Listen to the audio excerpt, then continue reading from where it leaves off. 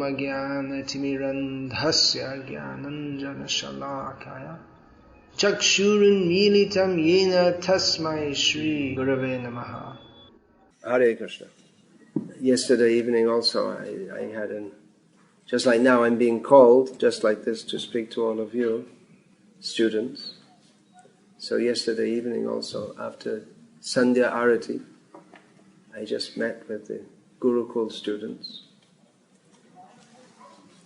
Like that, impromptu, means not arranged in advance.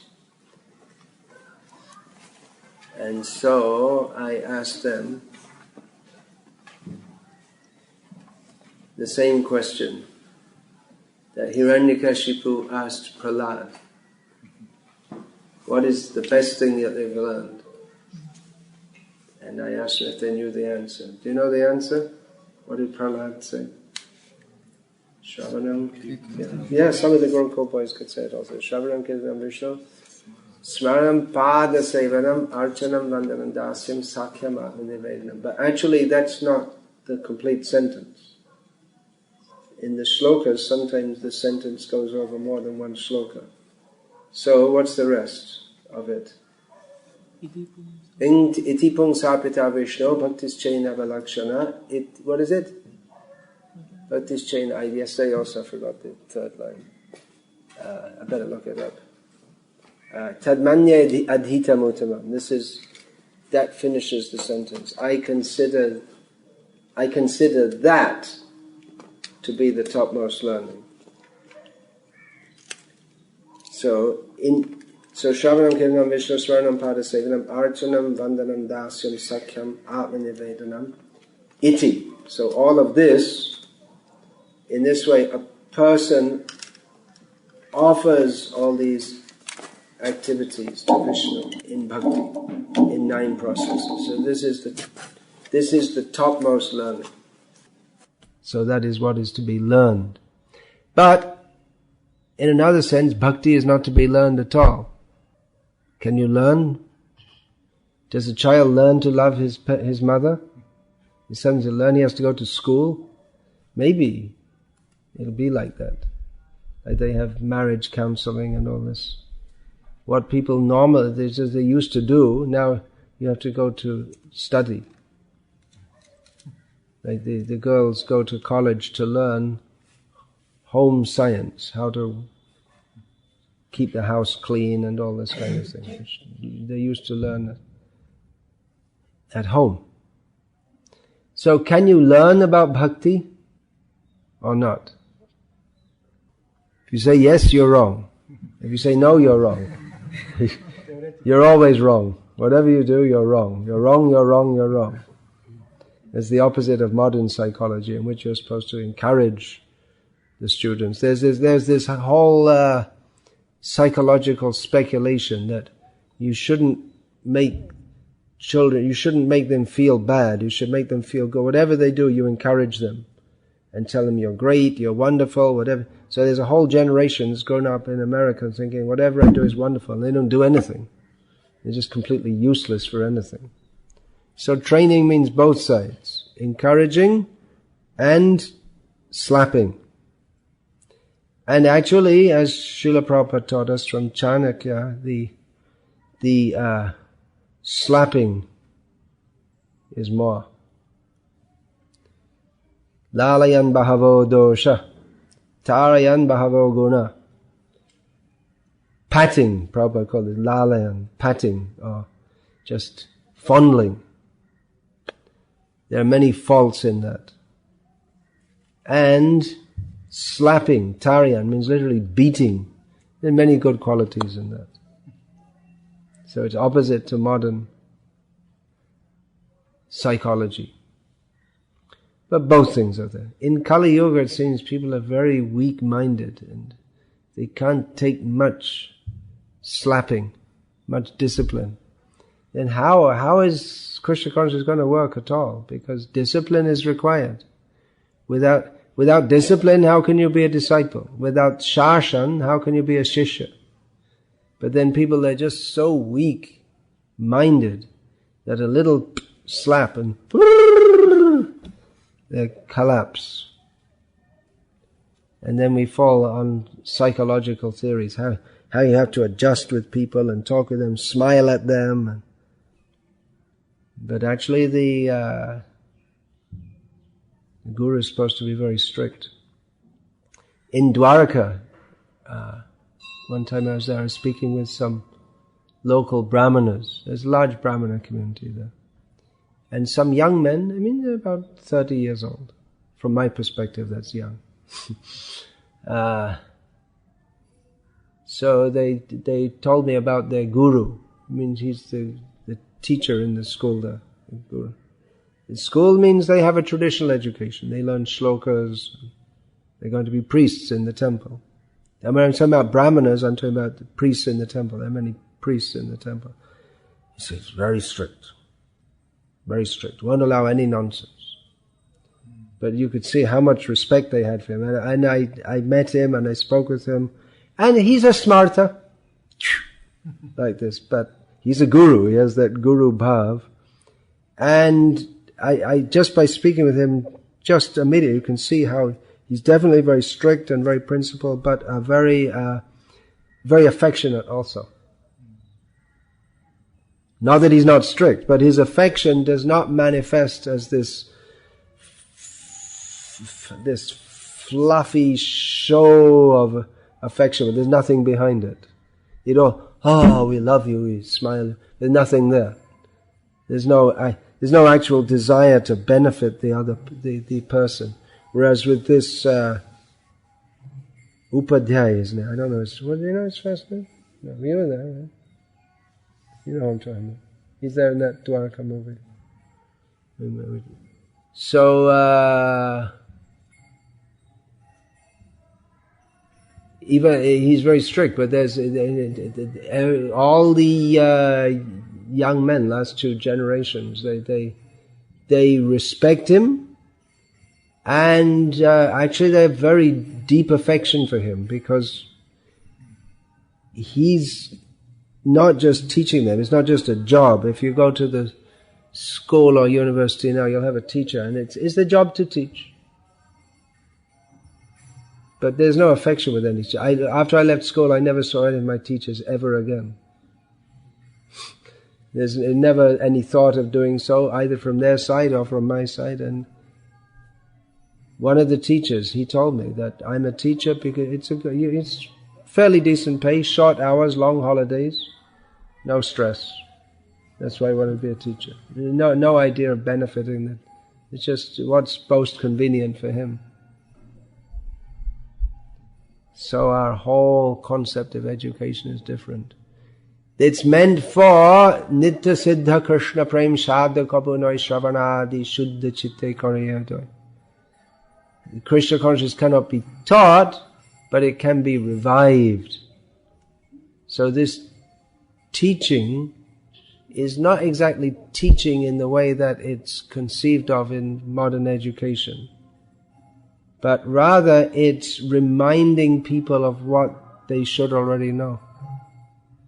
It means removing the ignorance. One of Bhaktisiddhanta Saraswati Thakur's disciples, he gave him the name Avidyaharan,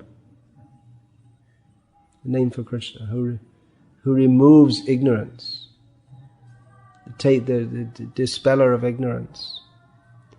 So it's really reminding people, and we were just discussing just now how some devotees, they're just like completely dedicated and surrendered and selfless. Gokul was saying to me. And I said, yeah, well, that's the natural propensity of the soul, to be like that. That's what you're supposed to be. That is Krishna consciousness. And that cannot actually be taught. You can learn 10,000 shlokas and be expert in philosophy and be topper in the class in Bhakti Shastri and not make any advancement in Krishna consciousness whatsoever. It all is reflected in the service mood. That's the ultimate test. But Bhakti Shastri is also there, that is required, But it should not be taken in the way that we have school and then there's a competitive spirit. But like everything in Krishna consciousness, everything should be done for the sake of purification. What is that? Yoginam karma koravanti. What's the next line? Whatever they do for the sake of purification. That's all. Want to find that? It probably won't be in there. It's a Gita verse. Yoginam karma koravanti atma shuddhaye. I'm missing one word. This is the defect of not learning properly. It's good to learn properly. I've always seen it. I've only quoted 2 shlokas and I've dropped one line of both of them. Chapter 5, is it? 5:11. It's the second half of the verse.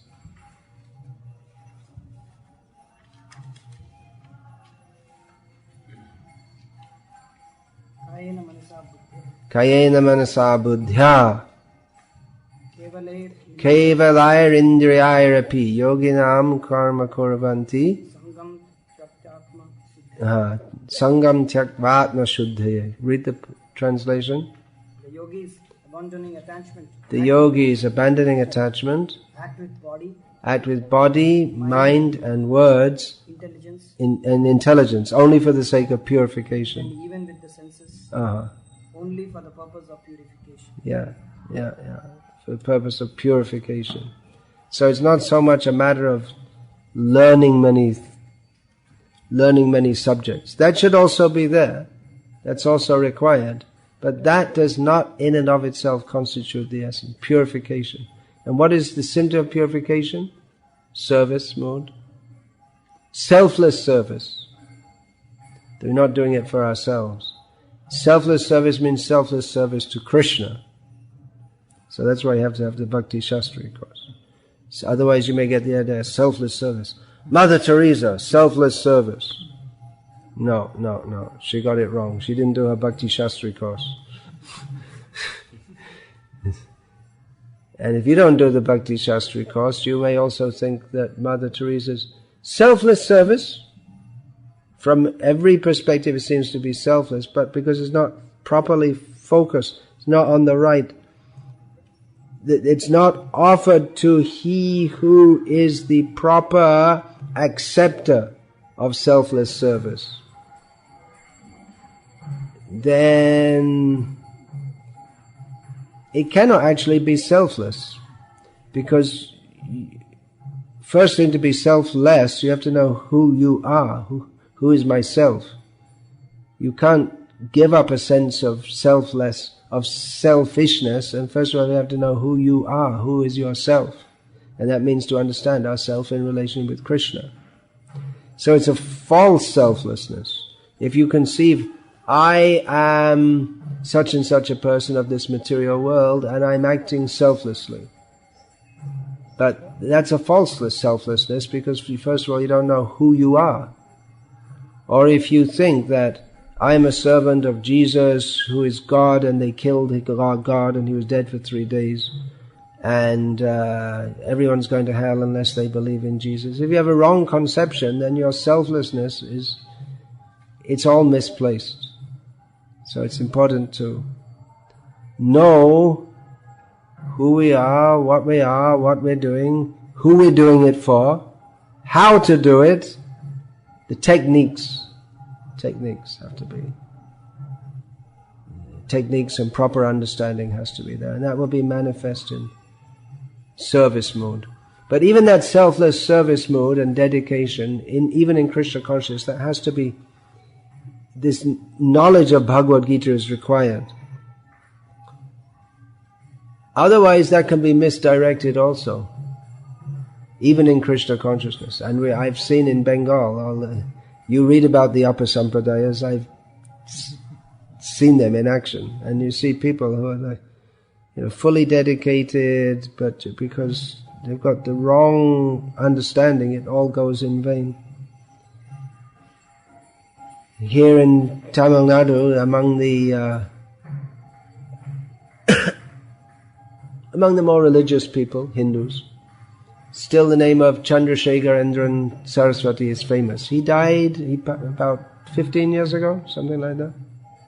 So he's famous as a great sadhu, and actually he was great, perfect sadhu, and practically unbelievable in the modern age that you could have such a sadhu.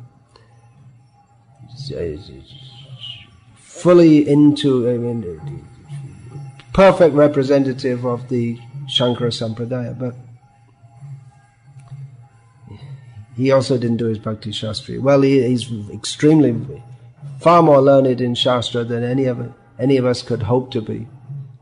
But he went to the wrong Gurukul. So he learned Shastra, he learned culture, he learned Vedas, he learned dedication, but he didn't get the point that everything has to be offered to Krishna. Sarvasvam Vishnave. Everything has to be offered to Vishnu. And interestingly, one of the greatest gurus in the history of the universe, well, that was him who said that. Sarvasvam Vishnave Datva Murha Vartishyate Katam. This was Shukracharya saying to Bali Maharaj, if you offer everything to Vishnu, you fool, how are you going to live? So he knew everything, but he got it wrong. Indirectly saying, how am I going to live? Because I'm living on you. So, if Shukracharya saw your Bhakti Shastri course, he'd laugh and say, what's this? I learned this when I was in the womb of my mother. This is beginner stuff, but no, this is way, way, way up above Shukracharya. He's an interesting personality because he had good theoretical knowledge. In the end, he admitted that yes, actually, if your name is chanted, all the discrepancies in performing sacrifice, everything, that's all swept aside. He knew it all theoretically, but in practice, he's the guru of the demons. So he's a great personality, no doubt, but we're more fortunate, actually. Even the most neophyte devotee is in a more fortunate position than a Mayavadi. That doesn't mean that we should cultivate a neophyte attitude or think that to be a neophyte or to have a misunderstanding is acceptable. So anyway, you go on studying. You can study Bhagavad Gita as it is all your life. If at the end of the life, if you have some understanding of one or two verses, that will be a good use of your human life.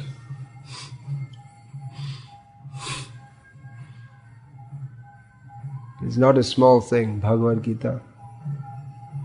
That's the beginning text, but how many can understand? Very, very rich, very deep. Every verse, there's so much. It's Krishna speaking, so when he speaks, when Krishna speaks, all knowledge is in every syllable.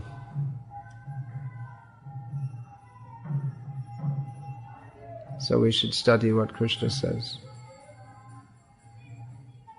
What's that verse again? Kayena manasa buddhya kevalayarindriyarapi yoginam karma kuravanti tyaktva atma vishuddhaya.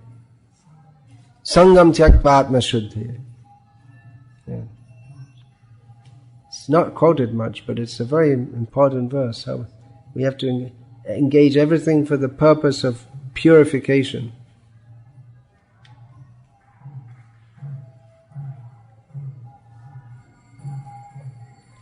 Hare Krishna.